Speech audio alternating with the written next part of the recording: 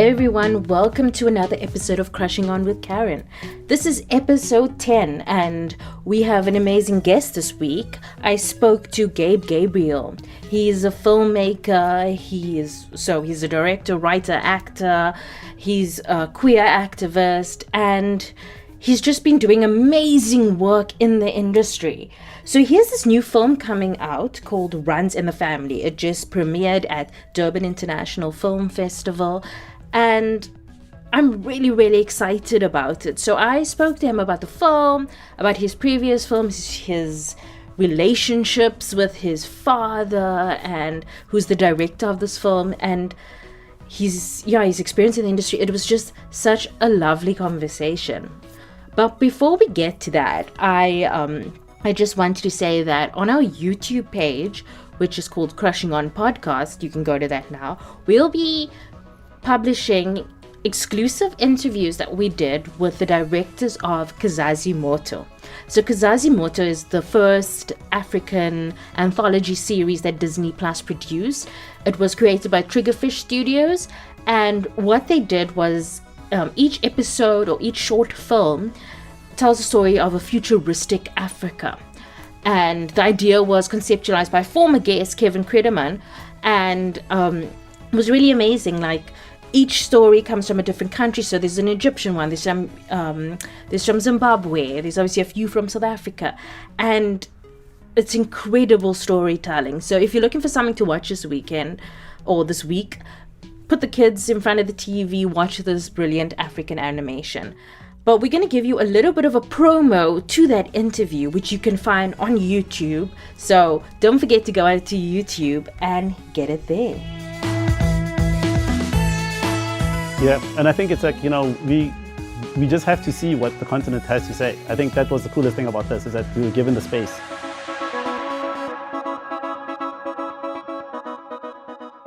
So once again, that was a snippet, a little bit, a kleine bietjie of our interview with the directors of Kazazi Moto. You can watch it, so you can see them chatting and talking about it in beautiful HD on YouTube. So go ahead to Crushing On Podcast on YouTube to see that. But I don't want to keep you waiting any longer. This was a dream come true interview. I've been admiring Gabe's work for quite a while, so getting to speak to him was an immense opportunity. So here's our chat with Gabe Gabriel.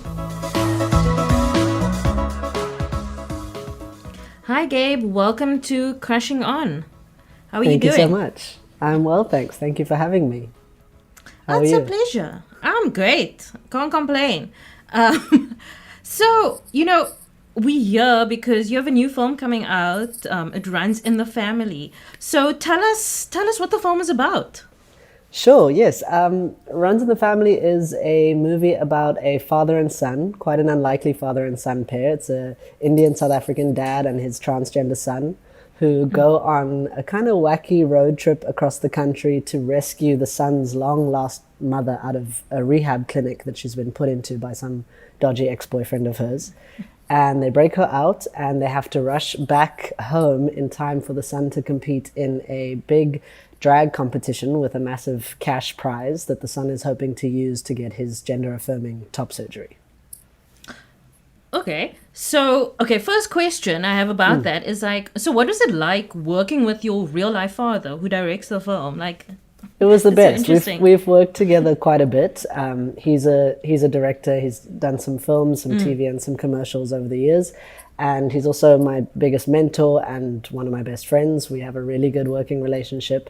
And the only new thing about this film was that it was sort of a film about us. Obviously, the story is made up. It's fictional, but the characters are very much us. I really modeled the two lead characters on the type of sort of positive relationship that we have, because I haven't seen a lot of positive parent-child relationships where the child is trans. So I really wanted to show that because it's possible, because my dad has shown me that it's possible. So I want other people to know that it's possible to love their trans kids, and other trans people to know that it's possible to have parents who are supportive and fun. And even if they make mistakes, they just love you. So they'll ride along with you.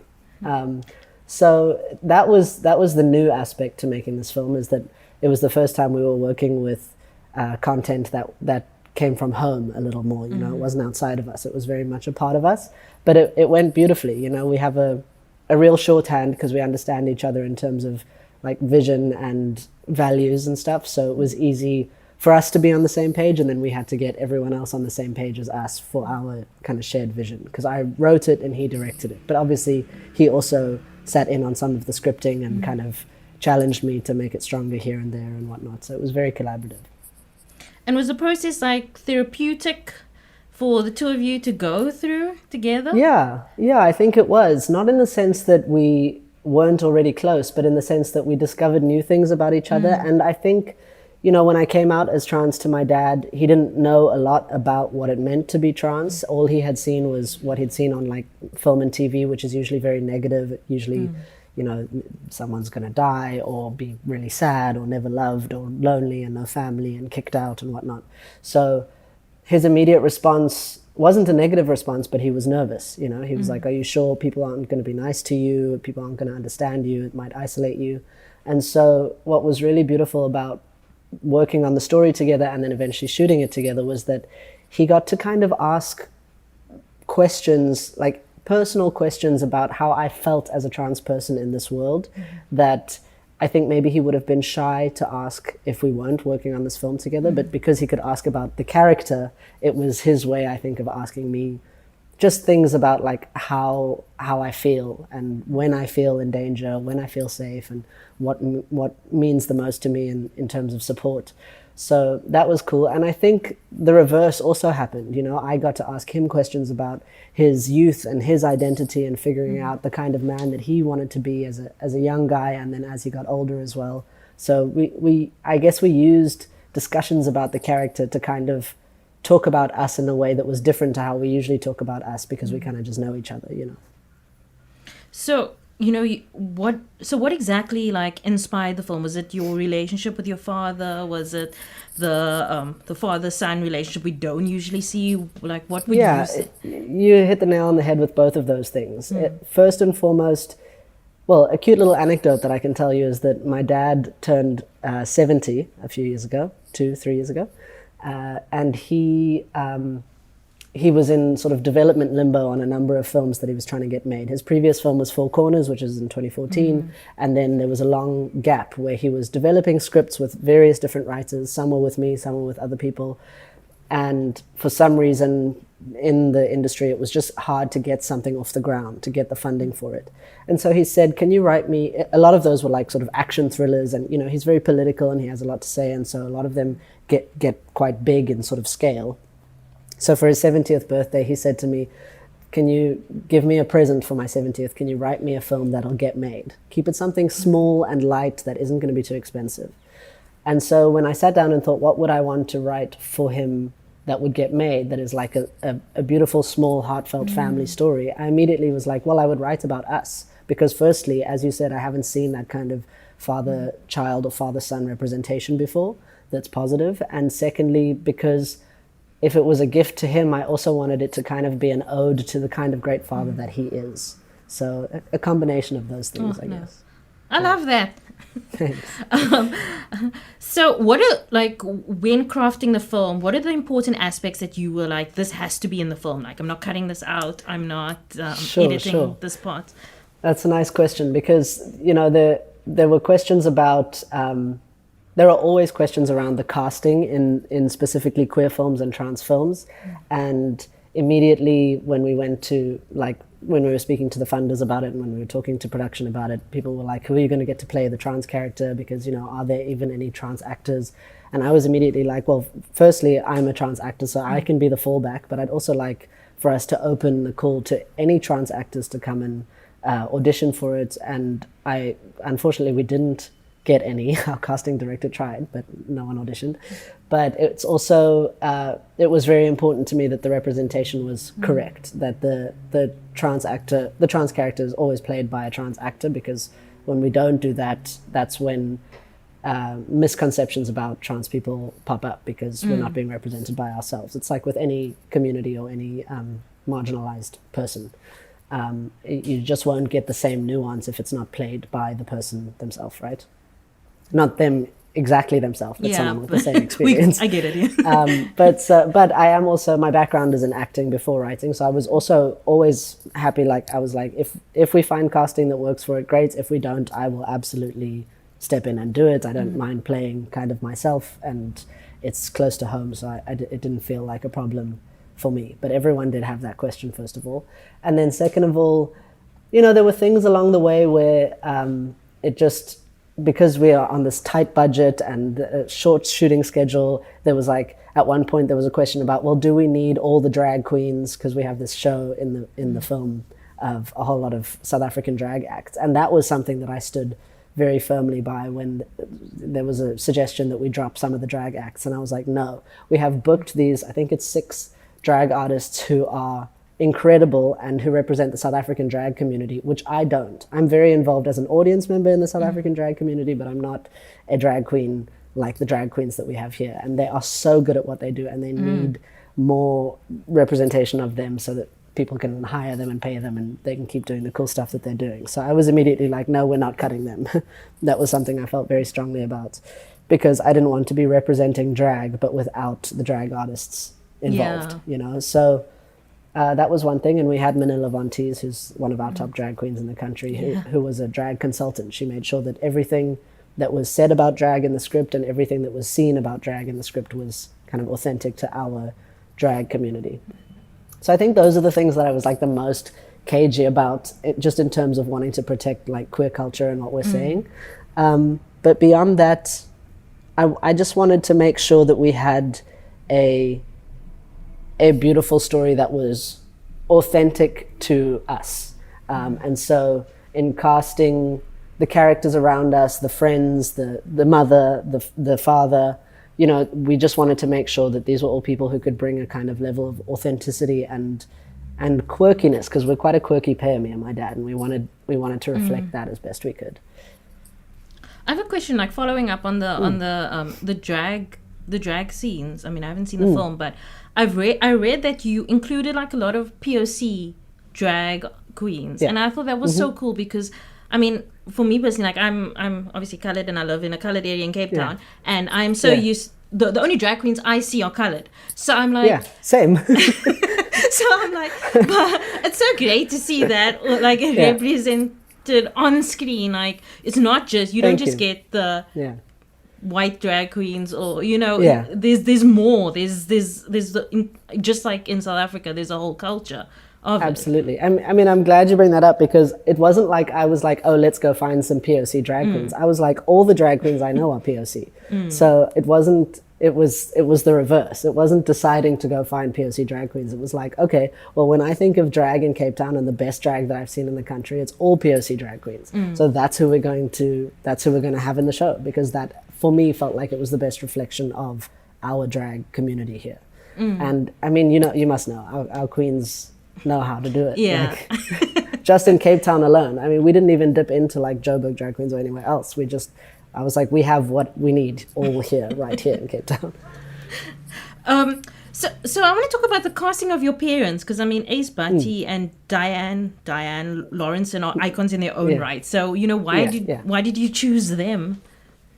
Well, we went through quite a rigorous audition process, and we felt, it always helps a film to have name actors in terms of getting the funding and getting interest for it. So when we were struggling to find an Indian dad that felt kind of quirky and cool and young enough, but still kind of old and sort of sweet and wise enough at the same time, that was going to be cool with also the trans aspect, that started to get difficult, because we have a couple of actors here who I think are great and could have fit the role in terms of like race and in terms of being South African, but it's also hard to find someone who really could grapple with the content of the film in a way that we felt was respectful and willing to learn.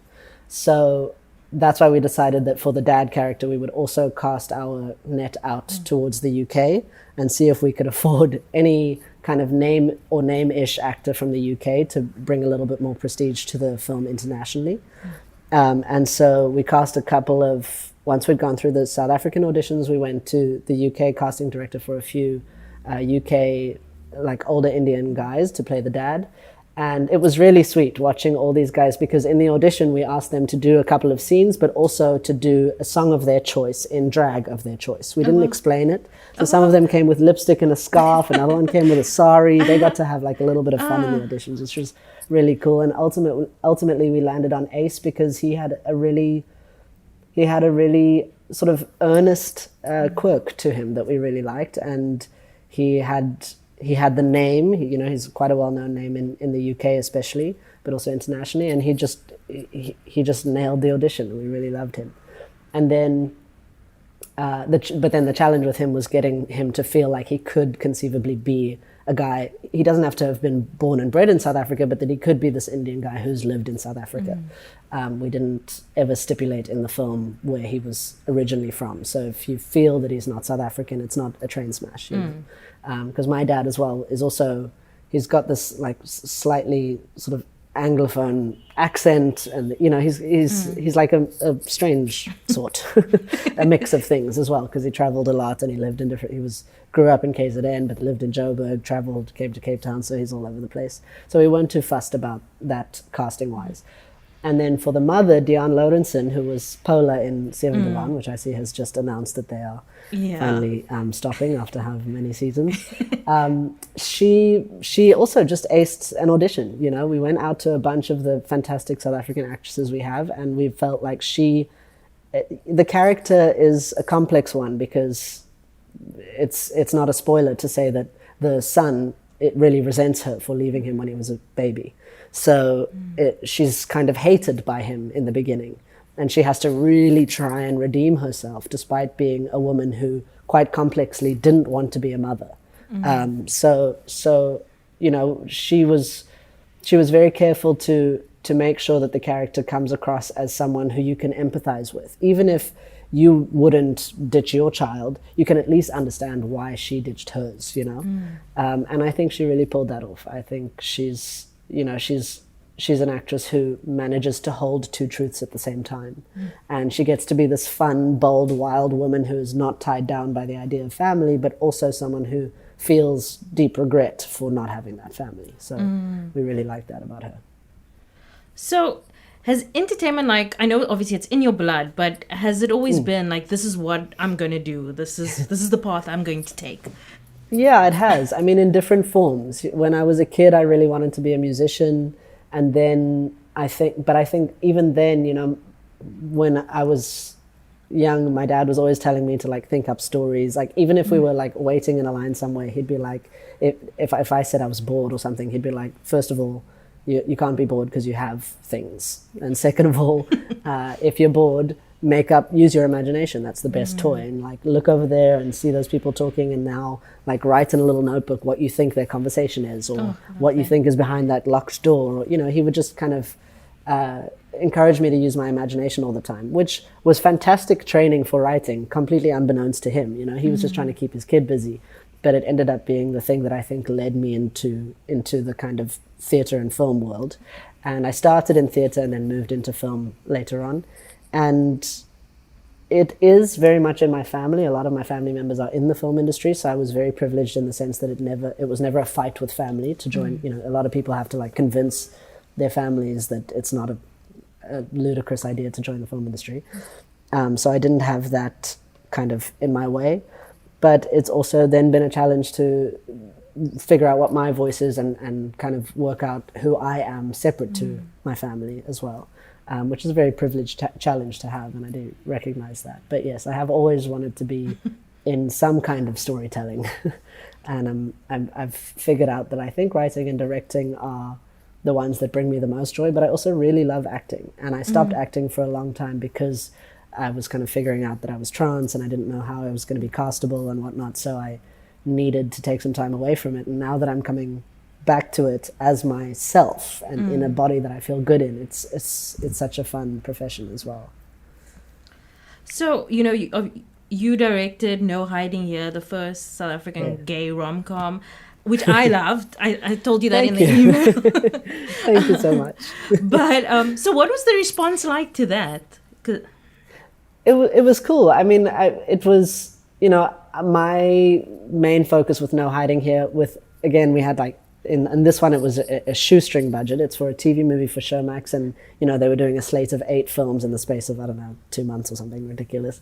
And it was a huge challenge, and it was my first directing challenge, so it was a big learning curve for me and a great opportunity to cut my teeth on and work out what kind of director I want to be.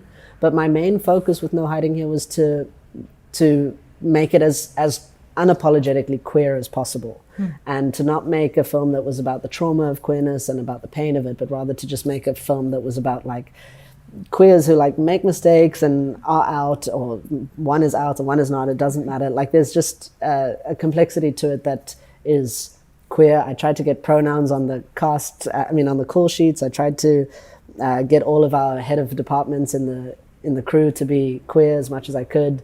I really just wanted to see if changing the kind of hierarchy and the dynamic on set and queering up the actual shoot would result in any kind of difference in the product that came out of it. And I think that when you watch it, it's hard for me to say because I'm so inside of it, but I think that when I watch it, I do feel that sort of queer joy inside it. Yeah. Even for its flaws that I can see now after having made it, you always look back at something and go, oh, I should have done this or I shouldn't have done that or whatever. But I do hope that comes across. And I think the response was beautiful, especially from queer South Africans who saw it and saw some part of themselves in one of the characters. And that's who it's for, really. Now, I was, as you were talking about like putting pronouns on the call sheets and stuff, and I was wondering, what are the challenges for, queer filmmakers in South African industry? And I'm sure it's a lot. Oh, there are loads. But it seems to be getting a little bit better. It depends also who you're working with. And it's like in any industry, it's a sort of top-down issue. So if queers are just being hired as the kind of diversity box tick to be in front of the camera, but everyone behind camera and everyone in production is all straight, then that's where you feel the sort of incongruence and it doesn't actually help anyone with anything. But when you start to see queer producers, directors, writers, and getting their stories made, and then you start to see how they insist on queer actors playing the queer characters, and you start to see this kind of synergy, it really opens things up, and it always benefits the story because you'll always then have more nuance and more understanding behind what you're trying to say. I think the big challenge is we still see gatekeeping of queer stories on the kind of broader scale. So, for example, the streamer who I can't mention yet, but it's will become obvious, who will broadcast Runs in the Family, they were really great about it. They were like, no, there were no questions about the transness. In fact, if anything, they were just like, can you make it clearer sooner that he's trans in the story when they first read the script? And so I had to put in some little things because they were like, we're worried the audience isn't going to catch up to it. So they were really wonderful. However, that same streamer, when they license something or commission something that is supposed to be for the whole continent, they have to then negotiate with governments, for example, like Uganda, who will reject this kind of content, right? And so the gatekeeping that happens is usually got to do with kind of political issues or geographical problems, right? And so I think the more that the streamers and the studios and the sort of the big people can kind of help us to push politically to be able to tell our own stories, the better. I still think that's probably the kind of biggest roadblock that we come up against. But then there's also small things like, for example, people not understanding pronouns, and I have a lot of queer friends whose pronouns just don't get respected on set, and they eventually end up going, well, I'll lose work if I push it, so let me rather just not complain, which is a sad place to be, unfortunately, So there are things big and small that can be done that still need to be done. So I was reading your piece in the You magazine during Pride Month. Oh, no. But just wait. It was very paraphrased, let me just say, none of my own words, which I was quite disappointed to see. Okay. But still. So then I don't know if I should say this, but what did strike me was that you said that, well, it said that everyone focuses on the medical transition of being trans, and people don't talk about the social transition. And then, when I was, doing research about the film, I was like, it kind of all knits into each other. So, Absolutely. did that factor into, the making of the film?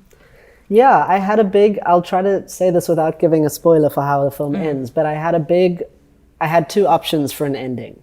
And the big question that I had to ask myself is, what do I want to tell other trans people? Do I want to tell you that, because in a film, every film is set up pretty much, every mainstream or commercial film is set up to be like a character has a goal and they either do or don't achieve that goal, right? So if I'm setting up right at the beginning that River, the character, wants top surgery, then what am I saying if he doesn't get it? And what am I saying if he does? If he does get it, am I saying that that is the be-all and end-all of being trans? And if you don't get that, then you're failing as a trans person? Because that's not what I believe. I don't believe you need surgery to be trans, and I don't believe everyone's trans medical or non-medical or social transition looks the same. So I didn't want to say that. I also didn't want to leave everyone feeling completely hopeless where he clearly wants it and doesn't get it. So I had to come up with an ending that addressed that without being too on the nose, but which still, I wanted it to instill hope in the people who do want surgery, but I wanted it to also tell everyone that the surgery doesn't define you or your transness. And whether you want it or not, if you want it and you can't get it, you're still okay. And if you don't want it and you don't get it, you're still okay. But I wanted to try and get that across, but also without being like, here's a message. So it was a difficult thing, but it's definitely something that, in previous interviews I've done for the film, the thing that I always say is I want people to take away from this is that there are as many ways to be trans as there are trans people, and you've got to kind of pave your own way and find the people who will support you along the way. That's all I'm trying to say with this film. So it does kind of talk to that thing, because your medical transition is only one way to be trans, and it is not the only way. Love that. Okay, so I'm gonna ask the final question. So this is a question we ask everybody. This is just my disclaimer. But who was your first celebrity crush? Angelina Jolie. Oh, perfect. I'm sorry to say it came so quickly, but I was obsessed with her as a kid. I had posters of her. I even had an autograph from her that my aunt had gotten. I was nuts about her. And I think it was because it was probably Tomb Raider that did it, but then after that I just watched everything of hers. But I think it was just because she was a tomboy and I didn't see a lot of that at the time. And so I think that was my first sign that you could be cool and beautiful and masculine at the same time. Before I understood, actually, no, I'm a trans dude. I thought, okay, well then maybe that's the type of girl that I'm supposed to be, because I don't feel like the type of girl who's doing the stuff that everyone else is telling me to do. So I think that's probably what's beneath it. But also I just thought she was like super cool and super hot. I love that. Thank you so much, Gabe, for chatting to me. Thank you, this Karen. was lovely. It was. Yeah. Thank you for the lovely questions and for the time.